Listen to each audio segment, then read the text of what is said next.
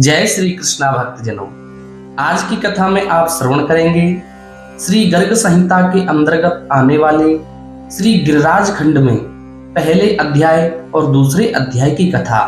आप सभी भक्तजन कथा को श्रद्धा पूर्वक श्रवण करिए। इस कथा में हम आपको श्रवण कराएंगे भगवान श्री कृष्ण के द्वारा गोवर्धन पूजा का जो महत्व है और उसकी विधि का जो वर्णन है उसके बारे में इस कथा में विधिवत वर्णन किया गया है। आप सभी भक्तजनों से विनती है इस कथा को ध्यान पूर्वक संपूर्ण सुनिए और इस कथा का रसास्वादन करिए। बोले श्री बाल कृष्ण लाल की जय। पहला अध्याय। राजा बहुलासु ने पूछा देवर से, जैसे बालक खेल ही खेल में गोबर के छत्ते को उखाड़कर हाथ में ले लेता है, उसी प्रकार भगवान ने एक ही हाथ से महान पर्वत गोवर्धन को लीला पूर्वक उठाकर छत्र की भांति धारण कर लिया था। ऐसी बात सुनी जाती है। सो यह प्रसंग कैसे आया? मुनिषत्तम, इन परिपूर्णतम परमात्मा श्री कृष्णचंद्र के उसी दिव्य अद्भुत चरित्र का आप वर्णन कीजिए। श्री नारद जी कहते हैं, राजन, जैसे खेती करने वाले किसान राजा को वार्षिक कर देते हैं, उसी प्रकार समस्त गोप प्रतिवर्ष शरद ऋतु में देवराज इंद्र के लिए बलि इन पूजा और भोग अर्पित करते थे। एक समय श्री हरि ने महेंद्र याग के लिए सामग्री का संचय होता देख गोप सभा में नंद जी से प्रश्न किया। उनके उस प्रश्न को अन्य गोप भी सुन रहे थे। श्री भगवान बोले, यह जो इंद्र की पूजा की जाती है इसका क्या फल है? विद्वान लोग इसका कोई लौकिक फल बताते हैं या पारलौकिक? श्री नंद ने कहा, श्याम सुंदर, देवराज इंद्र का यह पूजन भोग और मोक्ष प्रदान करने वाला परम उत्तम साधन है। भूतल पर इसके बिना मनुष्य कहीं और कभी सुखी नहीं हो सकता।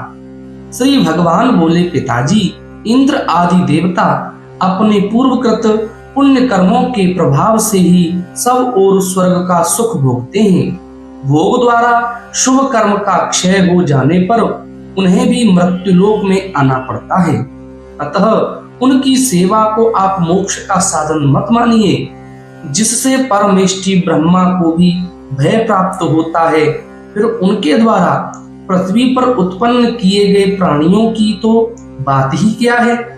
उस काल को ही श्रेष्ठ विद्वान सबसे उत्कृष्ट, अनंत तथा सब प्रकार से बलिष्ठ मानते हैं। इसलिए उस काल का ही आश्रय लेकर मनुष्य को सत्कर्मों द्वारा सुरेश्वर यज्ञपति परमात्मा श्री हरि का भजन करना चाहिए। अपने संपूर्ण सत्कर्मों के फल का मन से परित्याग करके जो श्री हरि का भजन करता है वही परम मोक्ष को प्राप्त होता है। दूसरे किसी प्रकार से उसको मोक्ष नहीं मिलता। गौ, ब्राह्मण, साधु, अग्नि, देवता, वेद तथा धर्म ये भगवान यज्ञेश्वर की विभूतियां हैं। इनको आधार बनाकर जो श्री हरि का भजन करते हैं वे सदा इस लोक और परलोक में सुख पाते हैं। भगवान के वक्ष स्थल से प्रकट हुआ वह गिरिंद्रों का सम्राट गोवर्धन नामक पर्वत महर्षि प्लस्य के प्रभाव से इस ब्रज मंडल में आया है।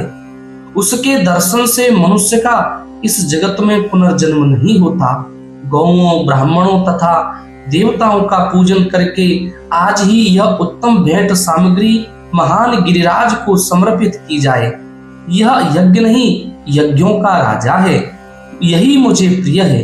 यदि आप यह काम नहीं करना चाहते तो जाइए, जैसी इच्छा हो वैसा कीजिए।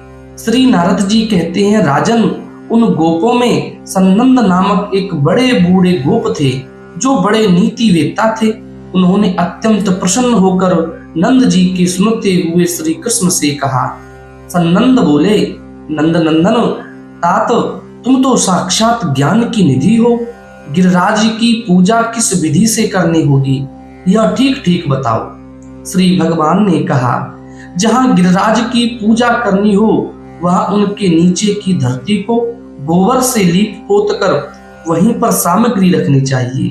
इंद्रियों को वश में रखकर बड़े भक्ति भाव से सहस्र सिरखा मंत्र पढ़ते हुए ब्राह्मणों के साथ रहकर गंगा जल या यमुना जल से गिरिराज को स्नान कराना चाहिए।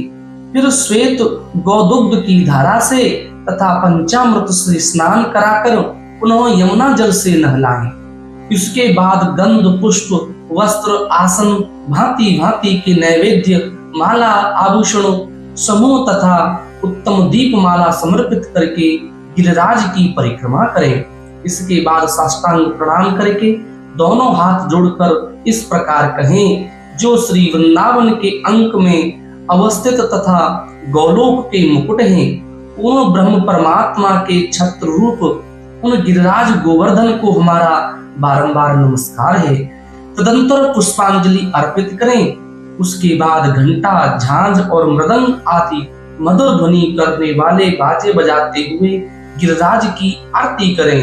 तदंतर वेदा महेतम पुरुखम महंतम इत्यादि मंत्र पढ़ते हुए उनके ऊपर लावा की वर्षा करें और श्रद्धा पूर्वक गिरिराज के समीप अन्नकूट स्थापित करें। फिर 64 कटोरों को 5 पंक्तियों में रखें और उनमें तुलसी दल मिश्रित गंगा यमुना का जल भर दें। फिर एकाग्रचित हो गिरिराज की सेवा में 56 भोग अर्पित करें। तत्पश्चात अग्नि में होम करके ब्राह्मणों की पूजा करें तथा गौओं और देवताओं पर भी गंध पुष्प चढ़ाएं। अंत में श्रेष्ठ ब्राह्मणों को सुगंधित मिष्ठान भोजन कराकर अन्य लोगों को यहाँ तक कि चांडाल भी छूट न पाए उत्तम भोजन दें। इसके बाद गोपियां और गोपों के समुदाय गौओं के सामने नृत्य करें, मंगल गीत गाएं और जय जयकार करते हुए गोवर्धन पूजनोत्सव संपन्न करें। जहाँ गोवर्धन नहीं है वहाँ गोवर्धन पूजा की क्या विधि है यह सुनो। गोबर से गोवर्धन का बहुत ऊंचा आकार बनाएं, फिर उन्हें पुष्प समूहों, लता, जालों और शिंकों से सुशोभित करें। उसे ही गोवर्धन गिरी मानकर सदा भूतल पर मनुष्यों को उसकी पूजा करनी चाहिए। यदि कोई गोवर्धन की शिला ले जाकर पूजन करना चाहे तो जितना बड़ा प्रस्तर ले जाए उतना ही स्वर्ण उस पर्वत पर छोड़ दें। जो बिना स्वर्ण दिए वहां की शिला ले जाएगा वह महारौरव नरक में पड़ेगा। शालिग्राम भगवान की सदा सेवा करनी चाहिए। शालिग्राम के पूजक को पातक उसी तरह स्पर्श नहीं करते जैसे पद्म पत्र पर जल का लेप नहीं होता। जो श्रेष्ठ द्विज गिरिराज शिला की सेवा करता है वह 7 द्वीपों से युक्त भूमंडल के तीर्थों में स्नान करने का फल पाता है। जो प्रतिवर्ष गिरिराज की महापूजा करता है वह इस लोक में संपूर्ण सुख भोगकर परलोक में मोक्ष प्राप्त कर लेता है। इस प्रकार श्री गर्ग संहिता में गिरिराज खंड के अंतर्गत श्री नारद बहुलाश संवाद में श्री गिरिराज की पूजा विधि वर्णन नामक पहला अध्याय पूरा हुआ। बोली श्री गिरिराज महाराज की जय। दूसरा अध्याय गोपों द्वारा गिरिराज पूजन का महोत्सव।